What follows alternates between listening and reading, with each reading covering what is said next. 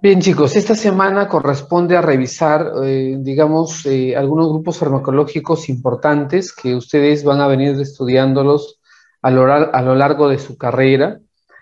Estamos hablando del grupo de los AINES. En la actualidad es uno de los grupos que más, digamos, prescripciones tiene, al punto de que también es uno de los medicamentos que contribuye al uso irracional de los medicamentos, ¿no?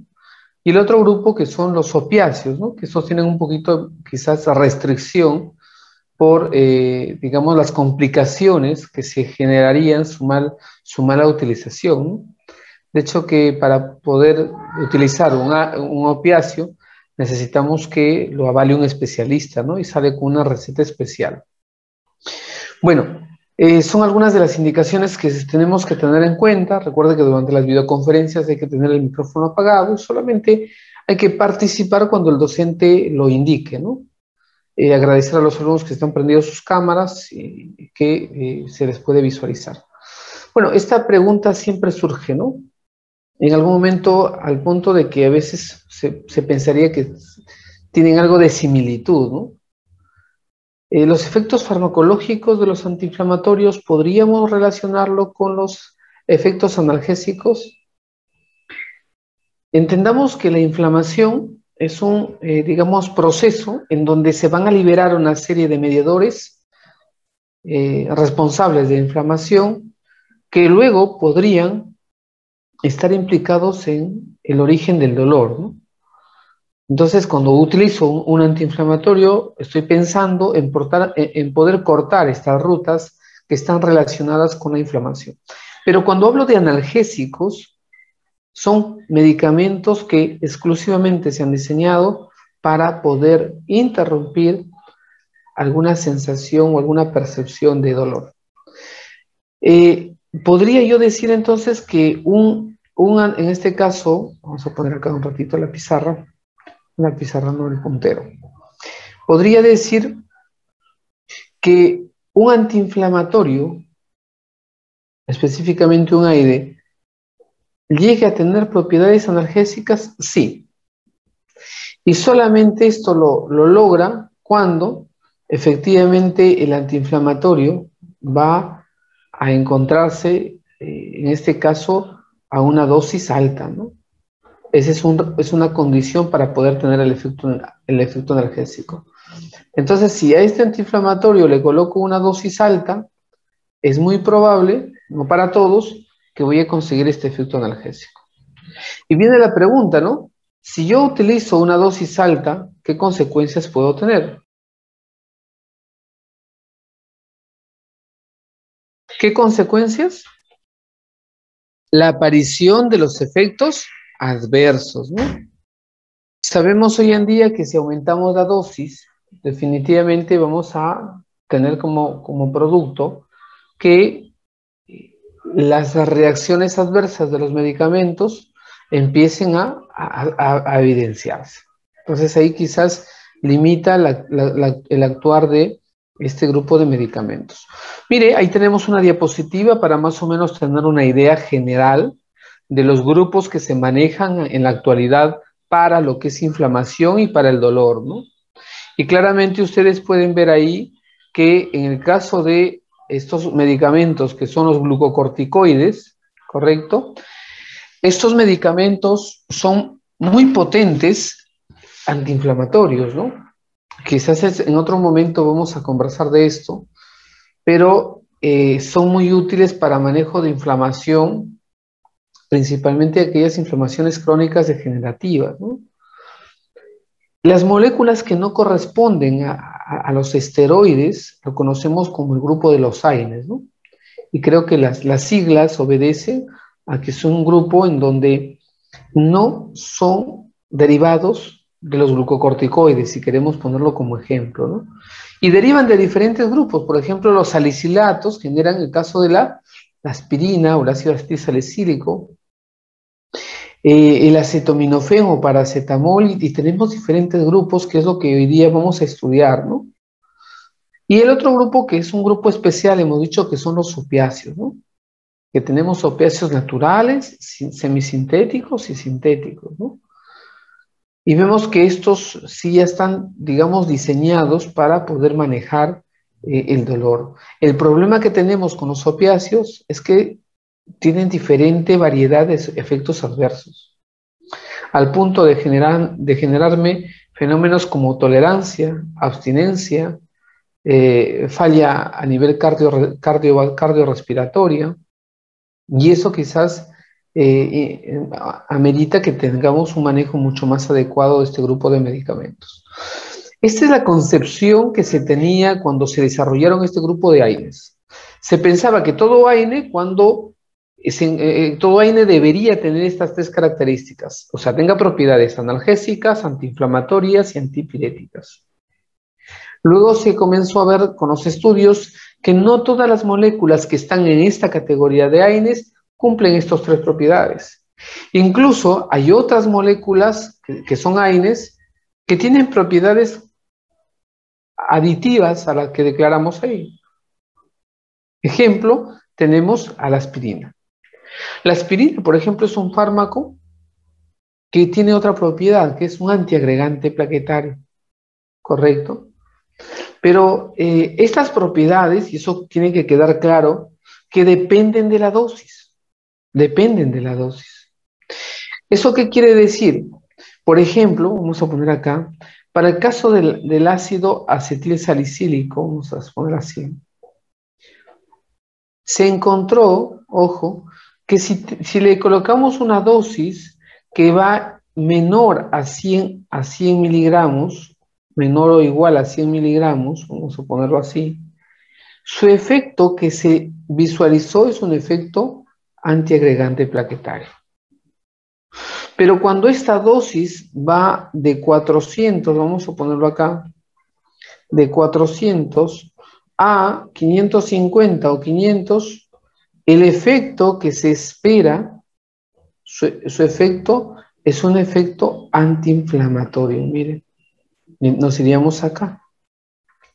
Pero si le ponemos más de 500 o 550 para algunos autores, su efecto ya no se va, sino vamos a ver un efecto a este nivel. ¿Con eso qué se demuestra? Se demuestra que cuando utilizamos a este grupo de AINES, sus efectos son dosis dependientes y ahí hay que tener mucho cuidado, ¿sí? Por ejemplo, el caso de la aspirina funciona muy bien a esta dosis, ¿eh? Y creo que es uno de los medicamentos que más está prescrito, pero para la dosis menor o igual a 100 miligramos. Es muy raro ver a la aspirina que se utilice como analgésico a esta dosis mayor a 500. ¿Y por qué? Porque, como decíamos, si elevamos la dosis, en el caso de los AINES, elevamos la probabilidad de que aparezcan los efectos adversos. Y para el caso de la aspirina, el efecto adverso que más complicaciones tiene, y se ha demostrado, es efectivamente aquel que se relaciona con la disfunción mitocondrial. Es un medicamento que puede hacer disfunción mitocondrial. Hoy sabemos que para el caso de la mitocondria, tenemos efectivamente que está implicada en rutas como la apoptosis, ¿no? O la muerte celular programada. Entonces, cualquier implicancia en su funcionamiento podríamos tener problemas. Por eso que la aspirina no se suele usar a esa dosis, a la dosis de mayor a 500, ¿no? Se utiliza a dosis menos de 100, ¿correcto? Mire, acá se plantearon algunos objetivos terapéuticos cuando se diseñaron estas moléculas. Mire, acá decimos que cuando la aspirina lo disminuimos la dosis, tenemos otros efectos, ¿correcto?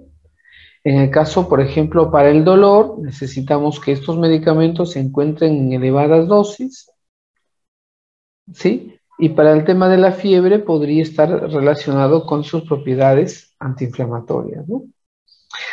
En algunas moléculas, como lo podemos ver acá, ya por su tiempo de duración, se incluyeron en algunas enfermedades crónicas que tenían como parte de su etiopatogenia la inflamación, Y ahí pues en este caso se utilizó o se utiliza el caso del naproxeno, ¿no? Y en algunas enfermedades como el caso de las lumbalgias o las artritis reumatoideas refractarias se utiliza el caso de la indometacina, ¿no? Acá tenemos algunas de las indicaciones clínicas que hoy conocemos para cada molécula y como menciono eso ya depende de cada tipo de AINE. Por ejemplo, los efectos antigotosos son para un grupo de medicamentos específicos. El efecto a nivel dermatológico, que es el efecto queratolítico, se ha estudiado mucho para el ácido acetilsalicílico. Entonces, la indicación del AINE va a estar relacionado con el tipo de molécula como tal. Esta escala nos propone la Organización Mundial de la Salud. Y nos dice que la primera estrategia para poder modular el dolor es utilizar AINES, mire. Y algunos otros coadyuvantes. A medida que vamos subiendo los escalones, nos dice que probablemente el nivel o la complejidad del dolor está en incremento, ¿no? En donde se hace necesario el uso de los opiáceos. Podemos empezar con opiáceos débiles o terminar con opiáceos potentes, ¿no? Sin embargo, hemos dicho que todo el manejo farmacológico de los opiáceos es siempre de forma gradual. Y dentro de los fundamentos, ya digamos farmacodinámicos, ¿por qué se utilizaría de forma gradual? Porque hemos visto que existe la probabilidad que se genere digamos, estos fenómenos de tolerancia, y ya sabemos que la tolerancia está muy pegado al receptor, y hay diferentes teorías que explican la tolerancia. Creo que en algún momento lo hemos visto, hay un enfoque farmacocinético, un enfoque farmacodinámico. Y lo otro es por el riesgo que podrían presentar al paciente, ¿no? Hemos dicho a nivel de corazón, a nivel central, porque estos suelen también potenciar la depresión a nivel central, ¿no? Esto es lo que nos propone la Organización Mundial de la Salud. ¿Por qué utilizamos o por qué dentro del manejo farmacológico está siempre presente este bloque de medicamentos que son los AINES? Porque primero, en comparación con los opiáceos, no me producen depresión respiratoria. Hemos dicho que los opiáceos producen depresión respiratoria. Los AINES no producen dependencia psíquica ni física. Hemos hablado que los opiáceos desarrollan esta dependencia, ¿no? ¿Correcto? Al punto de desarrollar un síndrome de abstinencia, ¿no? Los AINES no desarrollan tolerancia. Hemos hablado que para el caso de los opiáceos desarrollan tolerancia e incluso pueden afectar otros efectos como, pueden afectar otros sistemas como el central y el sistema nervioso cardíaco. Perdón, el sistema nervioso cardiovascular.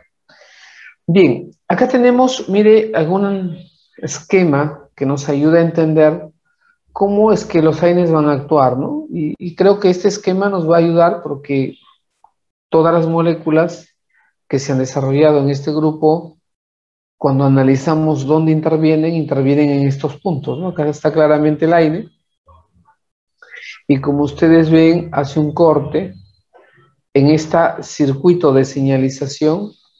Entendamos que el ácido araquidónico, cuando se desdobla por estas enzimas que son la ciclooxigenasa tipo 1 y la tipo 2, se desdobla para poder formar prostaglandinas, que son prostaglandinas pues fisiológicas, son prostaglandinas que van a ser útiles para el organismo, ¿no?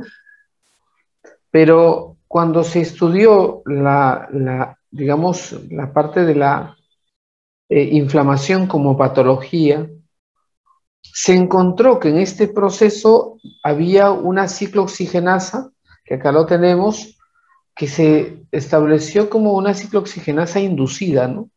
Inducida por la cascada inflamatoria, y eso lo llamaron la COX-2. La razón de utilizar los AINES era efectivamente para bloqueo de la COX-2. que luego se encontró que hay una molécula análoga a la COX-2, que es la COX-3, ¿no? Y esta también cumple funciones importantes en diferentes tejidos, órganos o sistemas. Entonces, cuando empezaron a desarrollarse, aparte de los AINES, otras moléculas como los COX-IB, tuvieron mucha expectativa porque se pensaba que el COX-IB era la solución. Mire, porque acá está claramente inhibiendo la ruta de la COX-2 y no afectando a la COX-1, ¿no? Que la COX-1 es una de las vías fisiológicas que necesitamos. ¿Por qué? Porque dentro de las tantas funciones van a proteger la mucosa gastrointestinal, van a ayudar a que se mantenga esta hemostasia. Por eso que cuando se utiliza AINES, y son AINES que generalmente no tienen selectividad como los COX-IB, vamos a terminar que el paciente dentro de los efectos adversos tiene problemas gastrointestinales, que es lo más frecuente, ¿no? ¿Correcto? Los COX-IB no se desarrollaron en su totalidad porque decíamos, se encontró que existían isoformas muy parecidas a la COX-2, que lo denominaron COX-3, que tenían funciones muy importantes. ¿Correcto?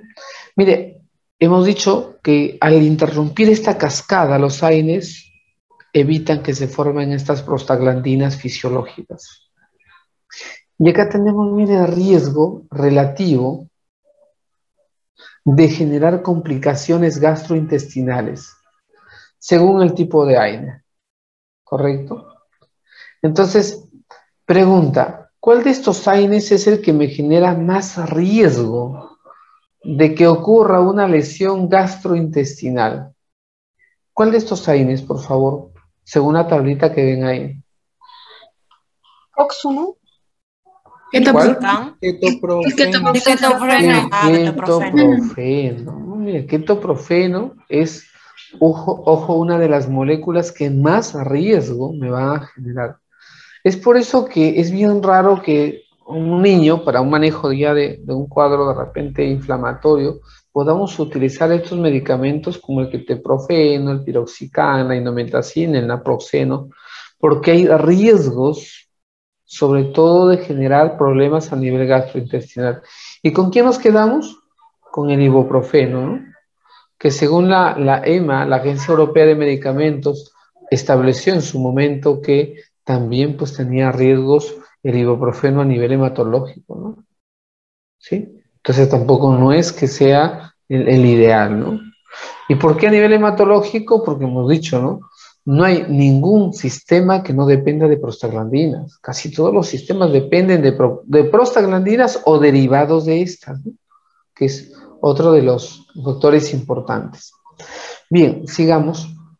Mire, acá ya lo tenemos a los AINES por grupos químicos. Entonces yo digo, cuando hablo de salicilatos, normalmente nos referimos a la aspirina, ¿no? La molécula que Bayer desarrolló inicialmente con el efecto antiinflamatorio y luego encontró que más es útil con el efecto antiagregante plaquetario. Los paraminofenoles, acá tenemos a la acetaminofén, por ejemplo, el paracetamol rompe el esquema del AINE, ¿no? Porque su efecto antiinflamatorio es bien bajo, para algunos autores nulo. ¿Y qué propiedad más tiene? Efecto antipirético. Por eso que cada vez que se usa un paracetamol es para controlar efectivamente la fiebre, ¿no? Derivados del ácido acético, y tenemos diclofenaco, indometacina, ketorolaco, ¿correcto? Que de estos, por ejemplo, son grupos que generalmente se utilizan para manejo del dolor, ¿no? ¿Correcto? Y son muy útiles. Entonces, los derivados de las pirazolonas, los ácidos propiónicos, los oxicanes, los COX-IB. Estos COX-IB, como me mencioné, aparentemente eran pues la panacea en su momento, porque tenían propiedades selectivas, ¿no? De solamente inhibir el COX-2. Pero por los problemas que se encontraron, ya teníamos una isoforma muy parecida al COX-2, que era el COX-3, comenzaron a retirarse del mercado, ¿no? ¿Sí? Entonces, ahora está muy limitado su uso de estos COX-IB. Mira, ahí tenemos un cuadro comparativo. Estamos comparando los AINES que no tienen selectividad y los COXIF, ¿no?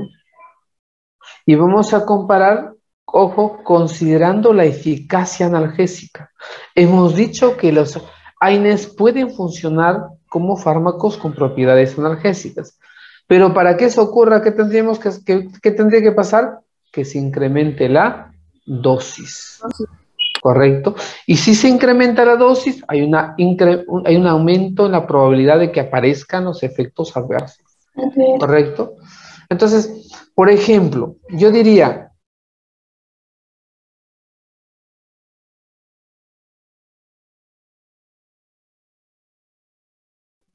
más efecto analgésico. ¿Cuál de esos AINES? A ver, ¿cuáles serán? Profesor, se le cortó. ¿Se me escucha? ¿Sí? Ahora sí, pero se le cortó hace un ratito. Ah, ya. Decía, en esta diapositiva estamos comparando los AINES con los COXIF. Los AINES que no tienen una selectividad para la COX-1 o COX-2 y los COXIF que tienen selectividad COX-2. Pregunta, ¿cuál de los AINES que ahorita estoy viendo aquí en esta tabla tiene mayor propiedad analgésica? O sea, son más eficaces desde un punto de vista de analgesia. ¿Cuál será? Solamente AINES, ¿eh? No, ¿cuál será? ¿La aspirina? Diclofenaco de 100 miligramos. Diclofenaco. Diclofenaco de 100. Diclofenaco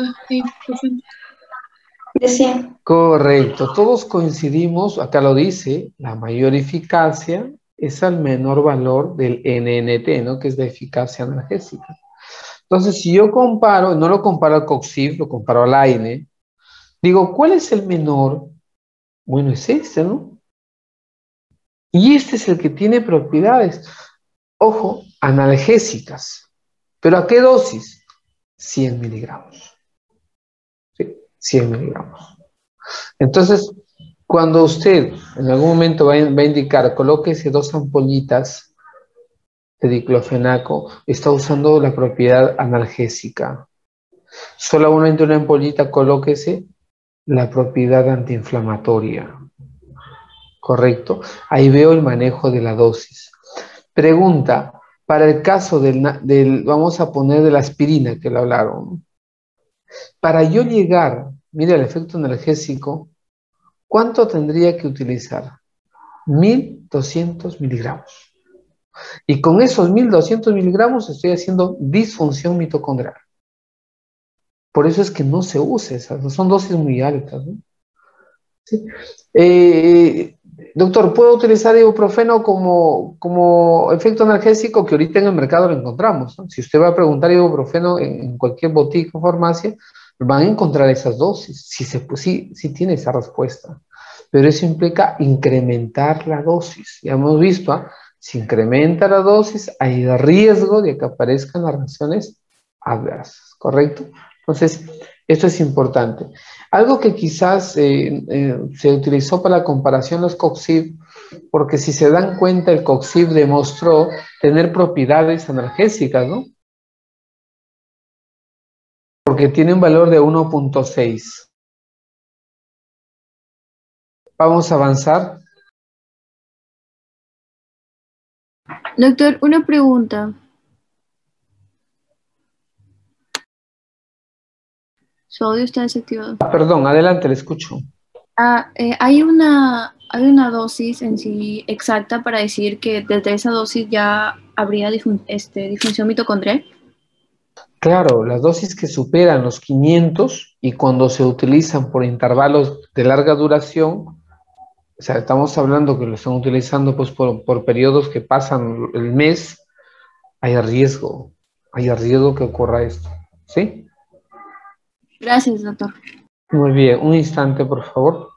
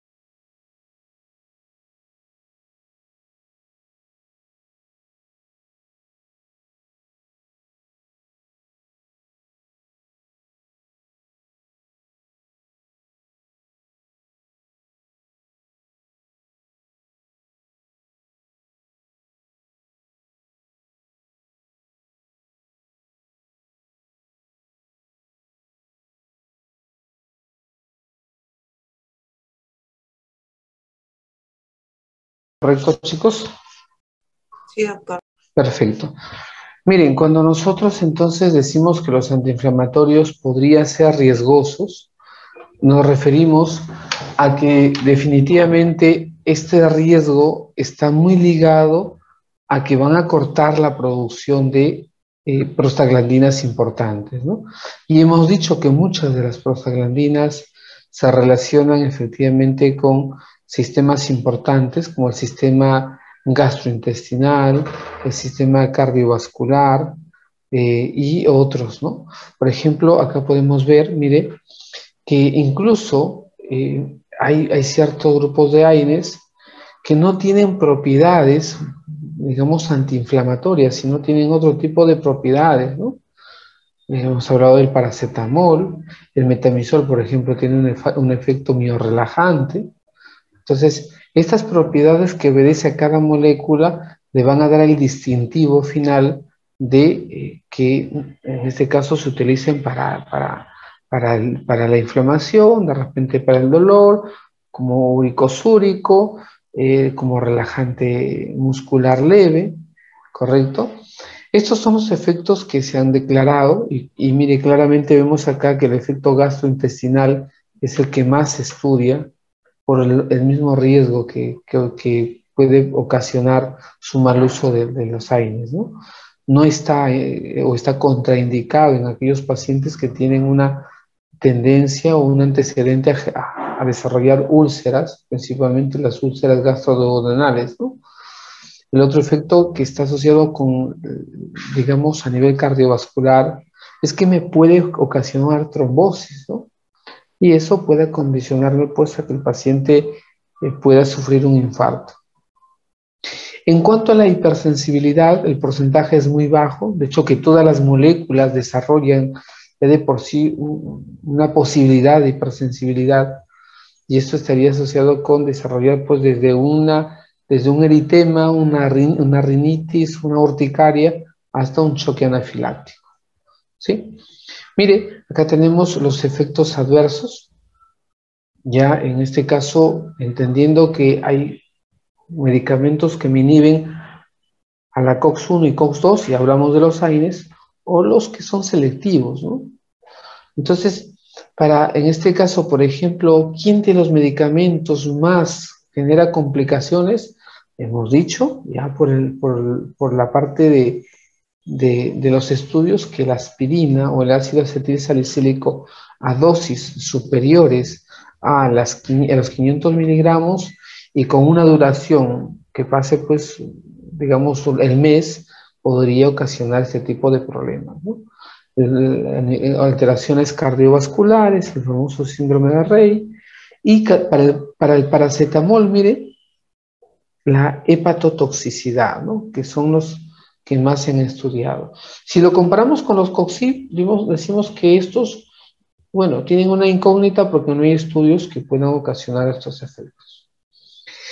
Bueno, acá tenemos, mire, dependiente de dosis, cómo aparece el riesgo, ojo, para el caso de los AINES, y acá comparamos a 3 medicamentos, ¿sí? Al caso de, a 4 medicamentos, el ibuprofeno, la aspirina, el diclofenaco y el naproxeno. Definitivamente el riesgo relativo para el caso de los COXIB es muy bajo. Para el ibuprofeno, su riesgo también es bajo. Pero mire, para el caso del naproxeno, es uno de los medicamentos que más riesgo tiene para poder finalmente ocasionar una lesión gastrointestinal. Cuando un paciente utiliza naproxeno, y ahí claramente lo dice las dosis, es importante que este paciente utilice un protector gastrointestinal, ¿no?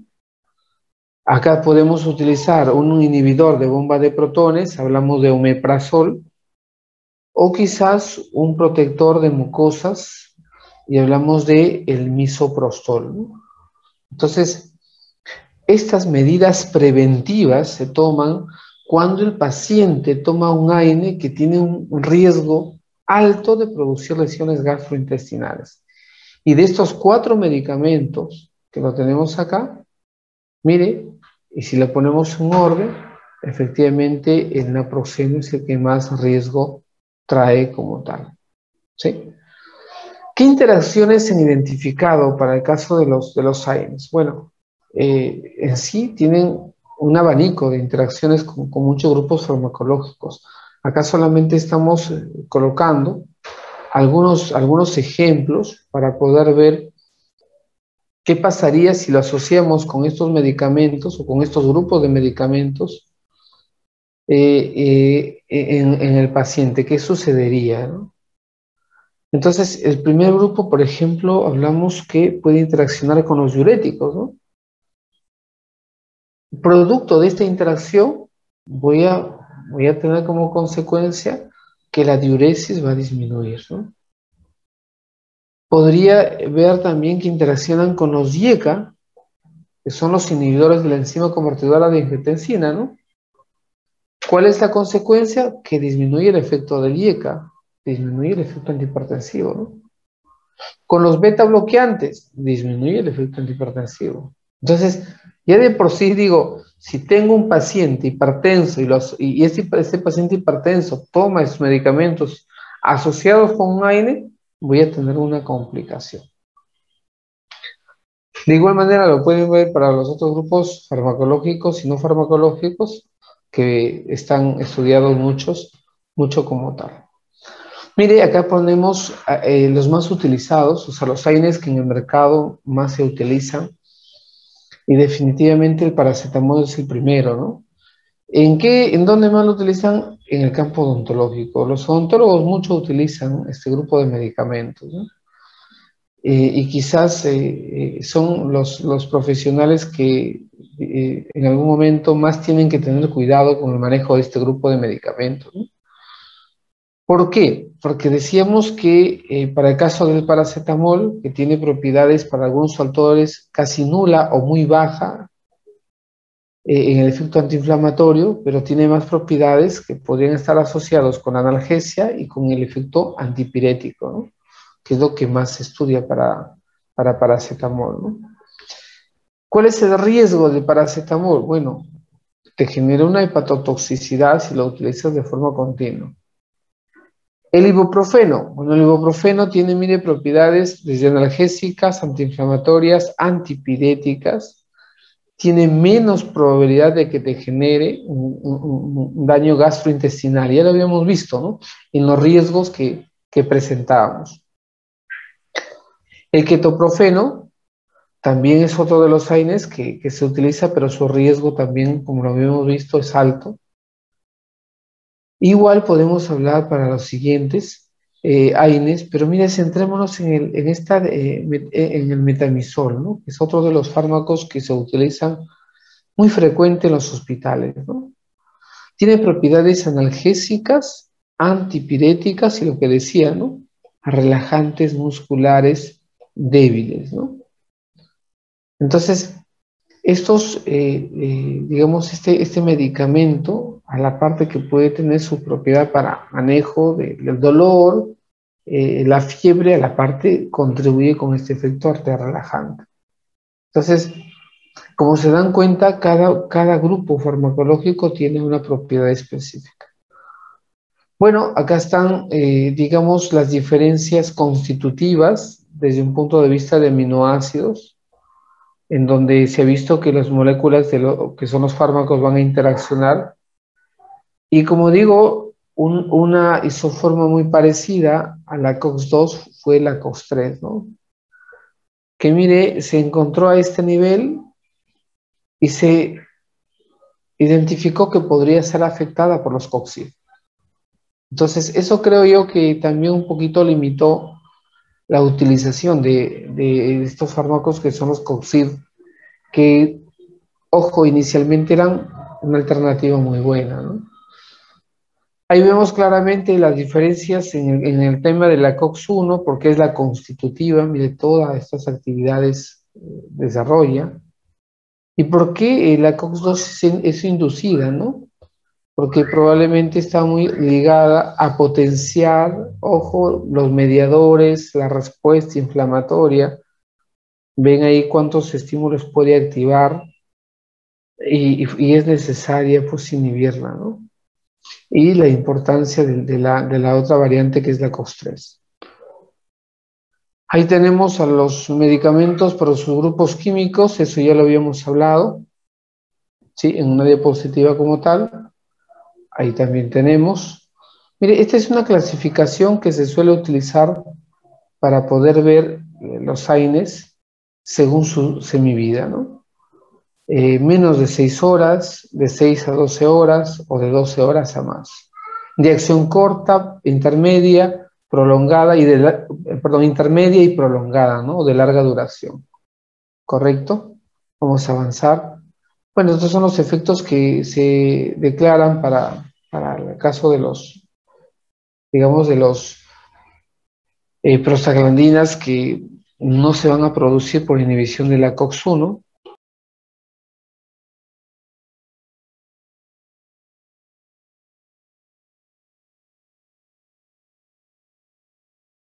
Y que probablemente su inhibición va a traer como consecuencia, miren, todos estos efectos que son efectos fisiológicos.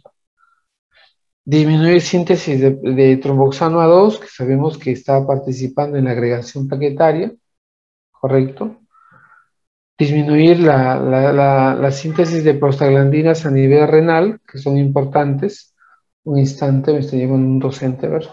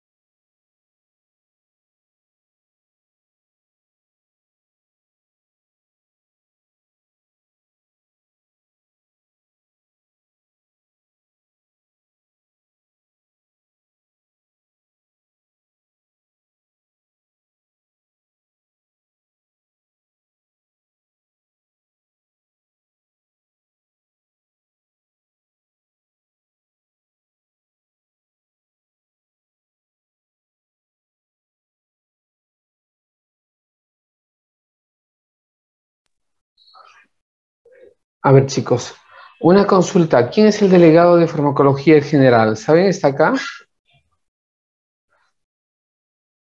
Chicos, Son delegados por turnos, doctor. ya. ¿Acá quién es el delegado de este turno? Lorena. Lorena. Yo, doctor Valderrama. Ya, hija. Luego se queda al final un ratito para coordinar y explicar bonito la rotación para que lo comunique a sus compañeros, ¿ya? Y mañana no tengamos la dificultad con la rotación porque ya mañana rotamos, ¿sí? Está bien, doctor.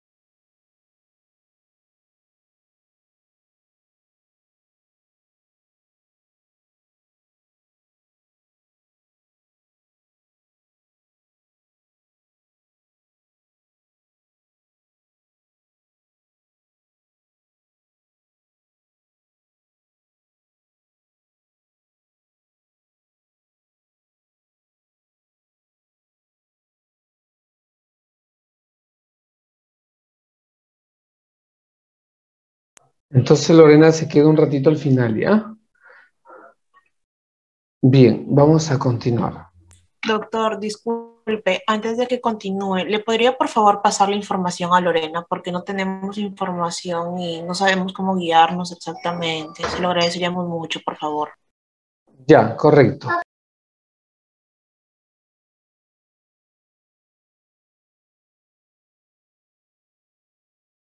Bien, esta es una tabla en donde vamos a